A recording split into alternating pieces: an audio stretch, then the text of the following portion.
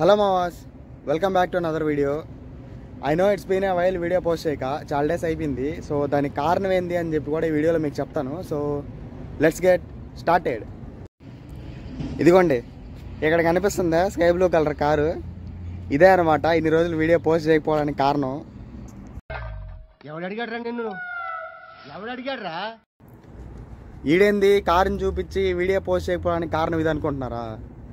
అంటే ఇప్పుడు యూఎస్లో కారు కొనాలంటే డైరెక్ట్ షాప్కి వెళ్ళి, అదే షోరూమ్కి వెళ్ళి డబ్బులు కట్టి కొనేయడం కాదు మామ. సో ఇక్కడ మనం ఫస్ట్ హ్యాండ్ తీసుకోవాలంటే వాసిపోతుంది కారు రేట్లు. సో అందుకే మంచి డీలర్షిప్ని ఎత్తుక్కొని మంచి కారు కొనుక్కునే లోపు ఇంత టైం పట్టింది. అండ్ కొన్న తర్వాత కూడా వీడియో పోస్ట్ చేద్దామంటే మనకి సన్ మామ అసలు సహకరించలేదు. వారం రోజులు డార్క్ మోడ్లో ఉన్నాడు. మొత్తం వర్షం పడతానే ఉండింది వారం రోజులు కంటిన్యూస్గా. ఇవాళే కొంచెం డార్క్ మోడ్ నుంచి బయటకు వచ్చాడు సన్న మామ. సో ఈరోజు అట్మాస్ఫియర్ కూడా బాగుందని చెప్పి బయటకు వచ్చి వీడియో చేస్తున్నాను. అంటే నేను ఈ కారు కొనే ముందు కూడా చాలా కారులు చూశాను మామ. డీలర్షిప్లు చాలానే తిరిగాము. అండ్ మొత్తానికి మా ఇంటి పక్కనే ఒక డీలర్షిప్ ఉంటుంది. సో కారు కూడా మా ఇంటి పక్క డీలర్షిప్లోనే తీసుకుంటాను నేను. సో అలా కారుల దగ్గర డీలర్షిప్ దగ్గర తిరిగి మొత్తం కొంచెం ఒక ఐడియా అయితే వచ్చింది. కారు ఎలా కొనాలి, డాక్యుమెంట్స్ ఏమేమి చెక్ చేసుకోవాలి, డీలర్షిప్ దగ్గరే కొనాలా లేకపోతే ఇండివిజువల్ దగ్గర కొనొచ్చా అని చెప్పి ఒక ఐడియా అయితే వచ్చింది మామ. సో మీకు కూడా చెప్తే మీకే హెల్ప్ అవుతుందని చెప్పి వీడియో తీస్తున్నాను. So let's get started. So first నా కార్ ఎలా ఉంటుంది లోపల బయట అని చెప్పి మీకు చూపిస్తాను, చూసేయండి. సో ఇది వచ్చి టొయోటా ప్రియూస్ మామ. అంటే యూఎస్లో మ్యాక్సిమం ఎవరిని అడిగినా కూడా తీసుకుంటే టొయోటా తీసుకోవాలి లేకపోతే హోండా తీసుకోవాలంటారు. ఎందుకంటే ఇంజన్ మంచిగా ఉంటుంది కాబట్టి లో బడ్జెట్లో. సో కార్ లోపల ఎలా ఉంటుంది అనమాట.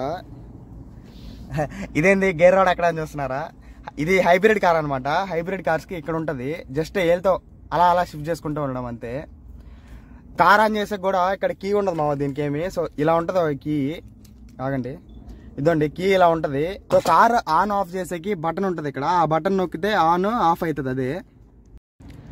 సో నేను ఇందాక చెప్పినట్టు నాది హైబ్రిడ్ కార్ అనమాట. అంటే ఇక్కడ కార్స్ 2 టైప్స్ ఉంటాయి, నార్మల్, హైబ్రిడ్. నార్మల్ కార్కి హైబ్రిడ్ కార్కి డిఫరెన్స్ ఏంటంటే నార్మల్ కార్ ఓన్లీ ఫ్యూయల్తోనే రన్ అవుతుంది మామ. హైబ్రిడ్ కార్స్ ఏంటంటే కొన్ని మైల్స్ ఫ్యూయల్తో రన్ అవుతుంది, మళ్ళీ కొన్ని మైల్స్ బ్యాటరీతో రన్ అవుతుంది. బ్యాటరీ అయిపోయే టైంకి మళ్ళీ ఫ్యూయల్కి చేంజ్ అవుతుంది. అండ్ ఈ ఫ్యూయల్తో బ్యాటరీ ఛార్జ్ అవుతూ ఉంటుంది మళ్ళీ. సో అలా మైలేజ్ ఎక్కువ వస్తుంది అనమాట. Hybrid cars around 40 miles per gallon ఇస్తాయి మామ మైలేజ్.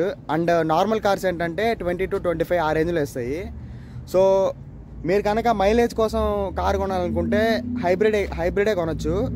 అండ్ ఆల్సో మీకు ఒక మెయిన్ థింగ్ ఏంటంటే హైబ్రిడ్ కార్ కాబట్టి బ్యాటరీ ఎక్కువ యూజ్ అవుతుంది కాబట్టి బ్యాటరీకి కొంచెం ఫ్రీక్వెంట్గా ప్రాబ్లమ్స్ వస్తూ ఉంటాయి. సో నా డీలర్షిప్ దగ్గర ఏంటంటే నాకు బ్యాటరీకి, ఇంజన్కి, ట్రాన్స్మిషన్కి 1 year అండ్ 1 lakh మైల్స్ వరకు వారంటీ ఇచ్చారనమాట. సో డీల్ మంచిగా అనిపించింది కాబట్టి నేను తీసుకున్నాను ఇంకా.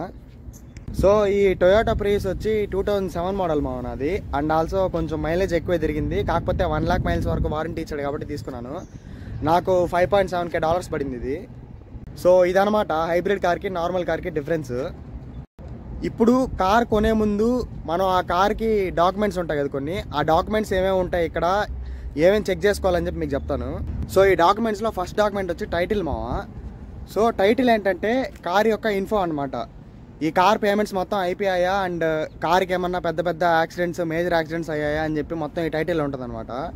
సో టైటిల్ అనేది క్లీన్గా ఉండాలి మామ. ఎప్పుడు క్లీన్ టైటిల్ అంటే కార్ పేమెంట్స్ అన్నీ మొత్తం అయిపోయి ఉండాలి. అండ్ ఆల్సో మేజర్ యాక్సిడెంట్స్ ఏమి అయ్యి ఉండకూడదు. అండ్ ఈ టైటిల్స్లో కూడా చాలా టైప్స్ ఉంటాయి అనమాట. సో మనం చూడాల్సింది వచ్చి ఓన్లీ క్లీన్ టైటిల్ కోసమే చూడాలి.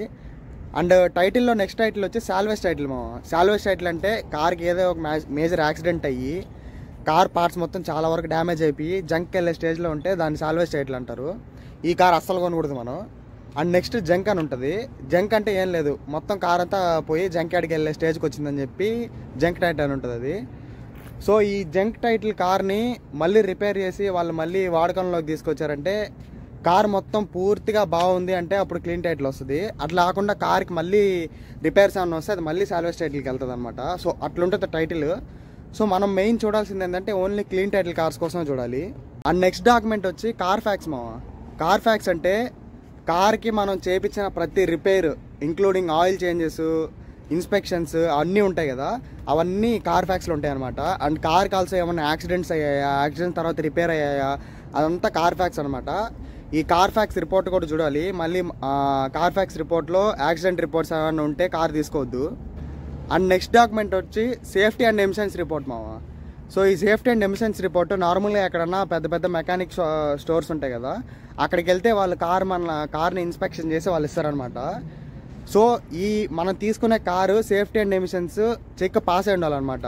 సో ఈ ఇన్స్పెక్షన్ పాస్ అయితేనే కారు లీగల్గా సేఫ్ టు డ్రైవ్ అనమాట ఆన్ రోడ్ సివిఎస్లో. నార్మల్గా నేను డీలర్షిప్ దగ్గర కొన్నాను కాబట్టి ఈ Carfax safety and emission reports అన్నీ నాకు ఆయన ఇచ్చాడనమాట. మొత్తం క్లీన్ ఉంది కాబట్టి డీల్ ఓకే చేసుకున్నాను నేను. సో మ్యాక్సిమం మీరు కూడా కార్ డీలర్షిప్ దగ్గర కొన్నా, బయట ఎక్కడైనా ఇండివిజువల్ దగ్గర కొన్నా కూడా ఈ డాక్యుమెంట్స్ అనేవి చూసుకోవాలి ఖచ్చితంగా. Title, Carfax and safety and emission reports. So ఇవన్నీ క్లియర్గా ఉంటే మీకు కనుక కార్ ఒక మంచి రేటుకి వచ్చిందని మీకు అనిపిస్తే తీసేసుకోవచ్చు. అండ్ మీరు ఇలా సెకండ్ హ్యాండ్ కార్ కాకుండా కొత్త కారే కొనాలంటే మీకు భయంకరంగానే అయితే డబ్బులు.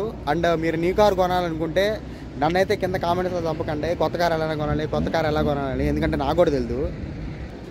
ఇదన్నమాట ప్రాసెస్, సెకండ్ హ్యాండ్ కారు ఎలా కొనాలి యూఎస్లో అని చెప్పి, ఏ డాక్యుమెంట్స్ చూసుకోవాలి అని చెప్పి.